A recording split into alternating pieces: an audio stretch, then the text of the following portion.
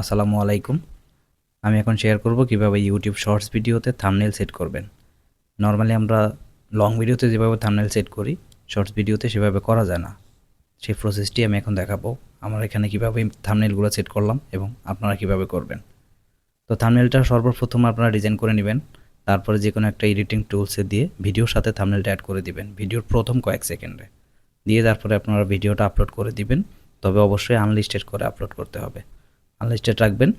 আপনি YouTube apps দিয়ে upload করে দিবেন শর্টসটা। তারপরে এখানে দেখুন 3 ডট আছে, 3 ডটে ক্লিক করে দিবেন। 3 ডটে ক্লিক করার পরে এখানে এডিট নামে একটা অপশন দেখবেন, সেই এডিটে আপনারা ক্লিক করে দিবেন। এখানে ক্লিক করার পরে এরকম একটা অপশন আসবে, দেখুন উপরে একটা পেন্সিল আইকন আছে।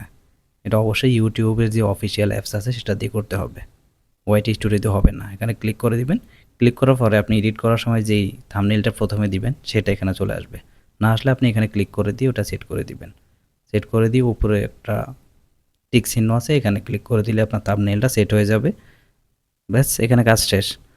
তো আপনারা এখান থেকে ভিডিওটা পাবলিশ করে দিবেন। দেখুন যে আনলিস্টেড করেছিলাম প্রথমে, এটা আনলিস্টেডই থাকবে। এখানে ক্লিক করার পরে আপনারা পাবলিকে ক্লিক করে তারপরে ব্যাক চলে আসবেন। ব্যাক চলে এসে উপরে যে সেভ অপশন আছে এখানে ক্লিক করে দিবেন। তাহলে আপনার ভিডিওটা পাবলিশ হয়ে যাবে উইথ থাম্বনেইল।